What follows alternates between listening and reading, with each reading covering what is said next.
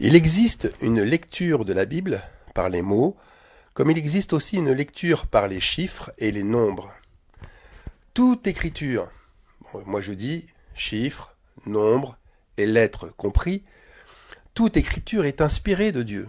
Elle est utile pour enseigner, pour convaincre, pour corriger, pour instruire dans la justice. Ça c'est 2 Timothée chapitre 3 verset 16.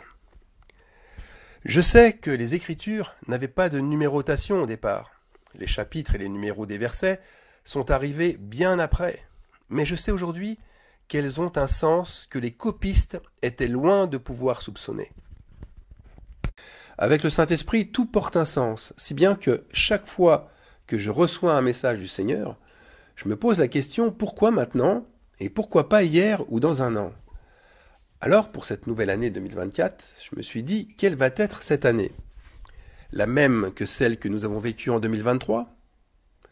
Le 2 janvier, je me suis amusé à relever les titres des infos à la télé.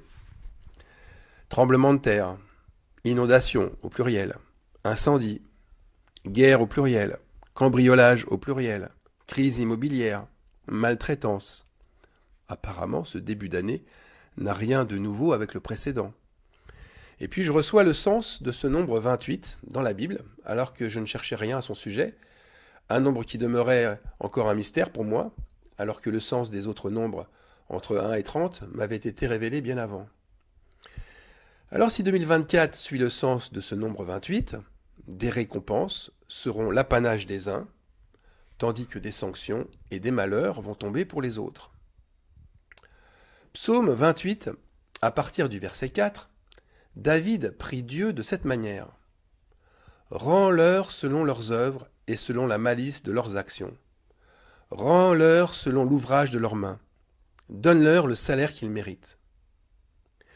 Car ils ne sont pas attentifs aux œuvres de l'Éternel, à l'ouvrage de ses mains, qu'il les renverse et ne les relève point. Et maintenant, un peu plus loin, verset 7, on passe à toute autre chose. L'Éternel est ma force et mon bouclier. En lui mon cœur se confie, et je suis secouru. J'ai de l'allégresse dans le cœur, et je le loue par mes chants. L'Éternel est la force de son peuple, il est le rocher des délivrances de son oint. Sauve ton peuple et bénis ton héritage. Sois leur berger et leur soutien pour toujours. Alors chacun reçoit son salaire. D'un côté, on est renversé, ruiné, et de l'autre, on est sauvé, et l'on fait partie de l'héritage divin. David, dans ce psaume 28, crie à Dieu, et dès le verset 1, il réclame sa justice. Il supplie Dieu de recevoir son salaire, celui d'abord qui est de l'épargner et de le sauver. Il le supplie de ne pas être traité comme les méchants, ni comme les ouvriers d'iniquité, qui parlent de paix avec leurs prochains, pendant qu'ils trament de mauvaises choses dans leur cœur. Il demande à Dieu que chacun soit traité selon ses œuvres et selon la méchanceté de ses actions. Traite-les selon l'ouvrage de leurs mains. Rends-leur ce qu'ils ont mérité. C'est ce qu'on lit dans d'autres versions. David fait bien la distinction entre, d'une part, les œuvres justes et les œuvres mauvaises, et, d'autre part, leurs résultats. Donne-leur le salaire qu'ils méritent. Les conséquences de nos actes, de nos choix, les conséquences sont primordiales. Je ne cesse de le redire.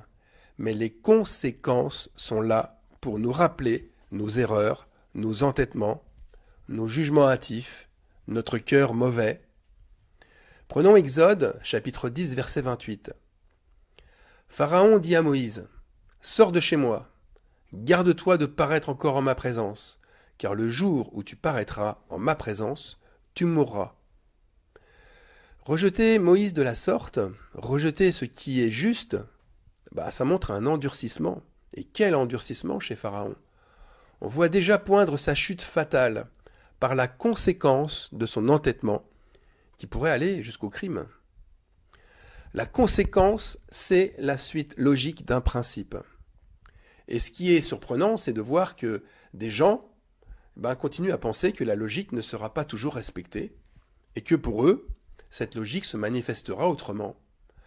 Comme si la pesanteur qui fait tomber tout objet vers la Terre, la pesanteur ferait qu'à un moment donné, elle disparaisse, faisant flotter tout objet dans l'espace. Tous riraient de cette croyance. On n'est pas sur la Lune.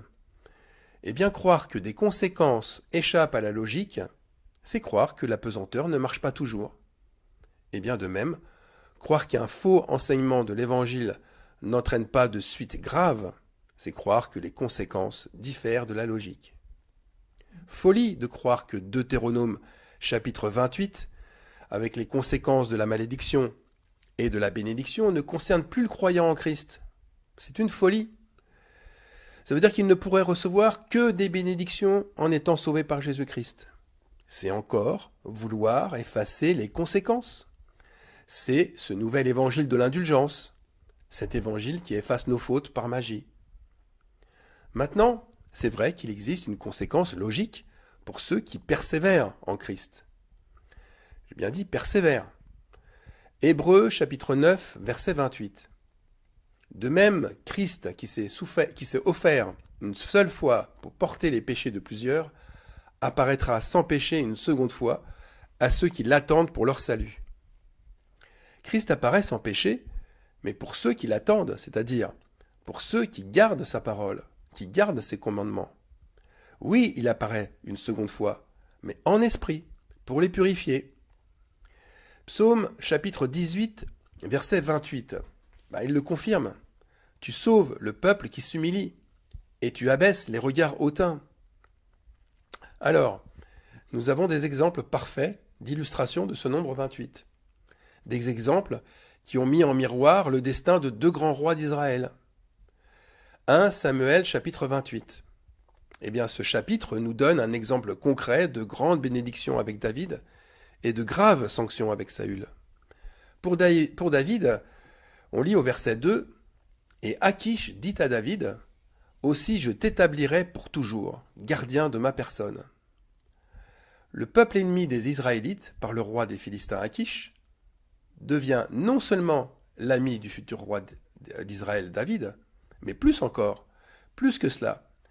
David devient le protecteur du roi philistin. David devient la bénédiction de l'ennemi. Et dans le même chapitre 28, pendant ce temps, simultanément, Saül reçoit sa sentence de mort par ces mêmes Philistins. Il la reçoit en vision.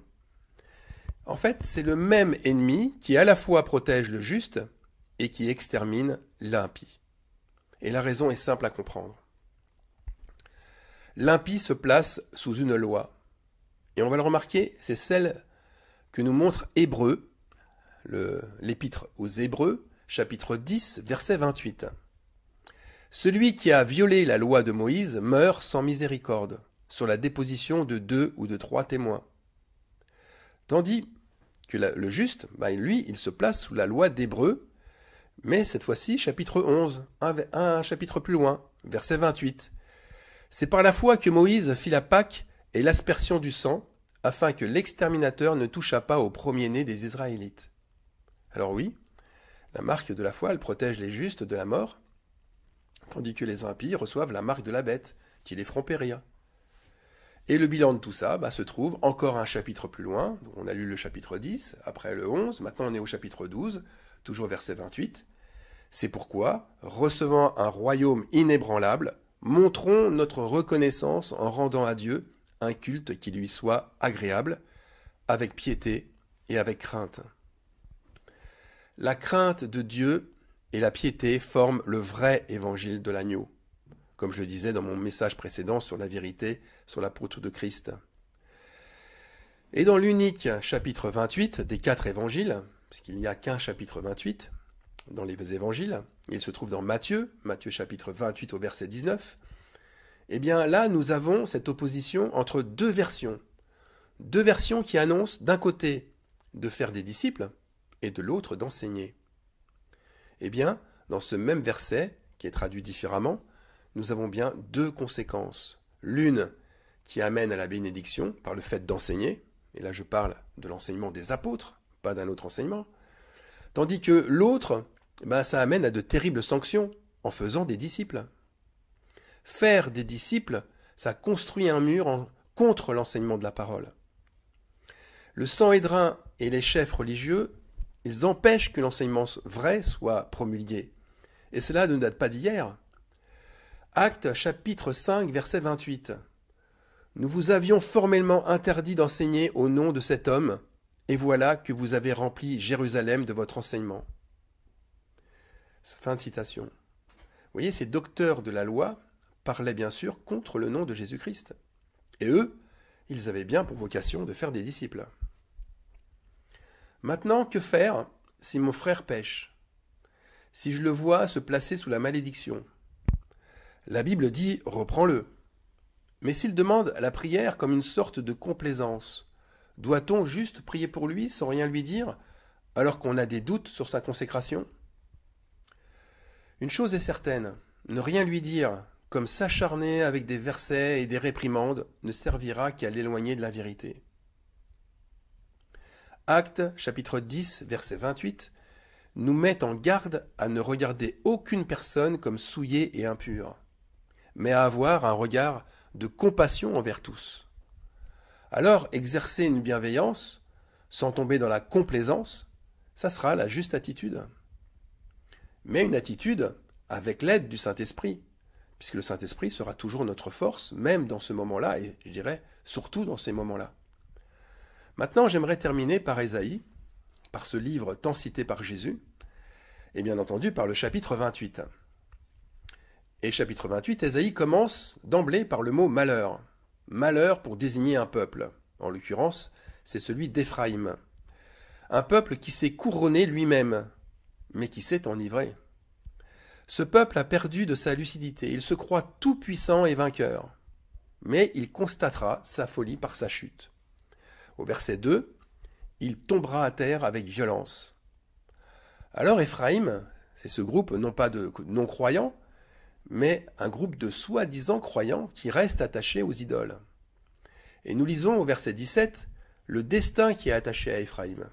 « Je ferai de la droiture une règle, et de la justice un niveau, et la grêle emportera le refuge de la fausseté, et les eaux inonderont l'abri du mensonge. » Fin de citation. Tout semble résolu, tout semble définitif. Un jugement sans appel, sans porte de sortie, d'autant plus qu'au verset 22, on lit « La destruction de tout le pays est résolue, je l'ai appris du Seigneur de l'Éternel des armées. » Mais voilà, Dieu, dans ce chapitre ténébreux, n'annonce pas que des malheurs. Quelques mots viennent nous montrer encore que là aussi, subsistera quelques justes, un peu comme à Sodome. Mais qui sont ces justes? Au verset 16, il est écrit « C'est pourquoi ainsi parle le Seigneur l'Éternel. Voici, j'ai mis pour fondement en Sion une pierre éprouvée, une pierre angulaire de prix solidement posée.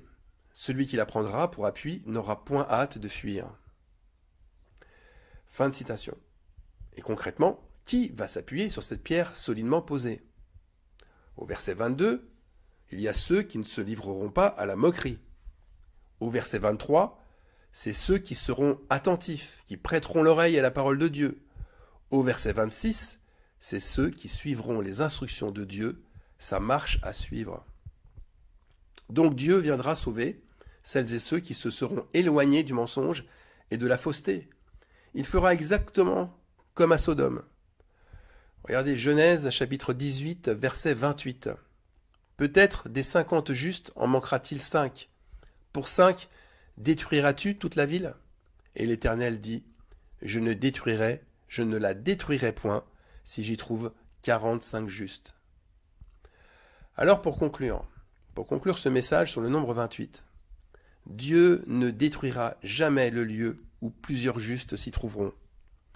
Soit il fera fuir les autres pour que eux seuls y subsistent, soit il détruira ce lieu une fois que les justes seront partis. Et dans les faits, Dieu nous incite encore à être plus vigilants, plus à même de nous préparer au jugement en nous séparant du mal.